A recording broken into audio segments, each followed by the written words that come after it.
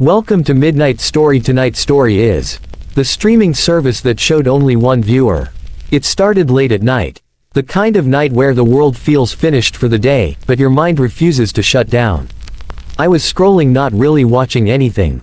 Just letting thumbnails pass by like streetlights through a car window. Then I saw it. A black screen. White text. Now streaming. Below it, smaller, quieter. Viewers online. 1. I assumed it was me. I clicked play. The screen didn't load a show. It opened a room. A living room. Too familiar. The couch. The lamp. The old carpet pattern. It took me a few seconds to realize why my chest felt tight. It was my childhood home. The counter stayed there in the corner. One viewer. My hands went cold. I hadn't logged in. I hadn't searched for this. The video changed. My mother stood at the sink, washing dishes, staring at nothing. No music. No dialogue. Just the sound of water and a tired breath she thought no one could hear. I tried to close the tab. It wouldn't close. Words appeared on the screen. We stream what you never noticed. The next scene came without warning. My father, sitting alone on the couch late at night, holding his phone, not calling anyone, just holding it. The counter still read 1. I whispered out loud, "Who is this for?" Text appeared instantly. For the one who's awake. Every night after that, I came back. Not because I wanted to, but because something inside me needed to. It showed moments I had missed. My ex, recording voice messages she never sent. My best friend, smiling around me, then breaking down in his car afterward. Strangers I'd passed once, carrying entire lives I'd never imagined. Each of them looked into the camera at the end. Into me. And every time, the number stayed the same. One viewer. I finally asked the question I was afraid of. Why only one? The screen went dark. Then slowly, carefully, new text appeared. Because if everyone watched, it wouldn't matter. The next video loaded, and my breath stopped. It was me, sitting exactly where I was sitting now.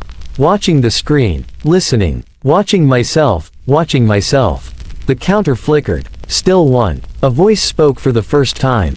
Not dramatic, not kind, just honest. This service doesn't stream shows. It streams attention. Images flashed. People alone in bedrooms. Hospital chairs at night. Kitchens with lights left on for no one. The voice continued. Millions feel unseen. You stayed. The final scene appeared. Me again, older this time.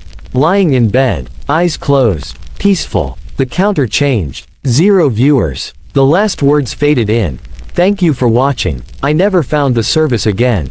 No link. No history. No proof it existed. But sometimes, late at night, when everything is quiet, I wonder if it's still out there, waiting. And if you're listening to this right now, alone, in the dark, maybe that's why it found you. If this midnight story stayed with you, subscribe for more stories meant for quiet hours. Press the bell icon. It started on a night that didn't feel important. No storm, no bad news, no reason to remember it. Just another quiet night where sleep avoided me like it always did. I was lying in bed, phone glowing against the dark, scrolling without seeing anything. Every show felt loud. Every movie felt fake. Everyone on the screen looked like they had somewhere to be, someone waiting for them. I didn't. Then I saw it. A black screen in between thumbnails. No title image. No actors' faces. Just white text. Now streaming. And beneath it, viewers online. 1. I remember smiling to myself. A tired smile. Well, I whispered. At least I'm special. I tapped it. The screen didn't buffer. Didn't load. It simply opened its eyes. A room appeared. At first, I didn't understand why my body reacted before my mind did. My chest tightened. My breath slowed. It was a living room. Not cinematic. Not styled. Real. A couch with faded fabric. A lamp that leaned slightly to the left. A coffee table with a scratch along the edge. My childhood home. I sat up in bed. The viewer count stayed in the corner. 1. The camera didn't move. It just watched. Then someone entered the frame. My mother. Younger than she is now. Tired in the way only adults get when they think they've failed quietly. She washed dishes slowly, like she was afraid of making noise. She paused, stared at her reflection in the window, and sighed. I'd heard that sigh my whole life. I just never knew what it meant. I reached for the close button. Nothing happened. Words appeared instead. We stream what you never noticed. The scene changed. My father sat on the couch late at night, TV off, lights low. He held his phone like it weighed too much. He typed something, erased it, typed again, erased it again. Then he leaned back and closed his eyes. I felt something crack in my chest. The counter still read 1. That's when I realized something worse than fear. This wasn't entertainment. This was memory. But not mine. Not exactly. Night after night, I returned. I told myself I was investigating. I told myself I wanted answers. But the truth, it felt like the only place where silence talked back. The service showed moments no one claps for. A woman on a bus, smiling politely, then going home and sitting on her bed without turning the light on. A man in a hospital hallway rehearsing brave words he'd never say out loud. A teenager laughing online, then staring at the ceiling until morning. Every clip felt unfinished, like life when no one's watching. And every time, without fail, the viewer count stayed the same. 1. I typed into a chat box that appeared one night. Who is this for? The reply came instantly. For the one who's still awake. I didn't like how accurate that felt. I asked another question. Why am I seeing this? The screen paused. Then words formed slowly. Because you noticed. That's when it changed. The stories stopped being about strangers. They became personal. My ex, sitting alone after we broke up, listening to a voice message I never sent. My best friend, smiling beside me in photos, then crying in his car afterward because he felt left behind. Moments I was present for. Moments I missed. Moments that needed someone to witness them. Every person, at the end of their clip, looked directly into the camera. Into me. Not accusing, not begging, just relieved, like someone had finally arrived. One night, I asked the question I'd been avoiding. Why only one viewer? The screen went black. No sound. No image. Then text appeared. Because attention is rare. A voice followed for the first time. Not dramatic. Not comforting. Just calm. We don't stream to crowds.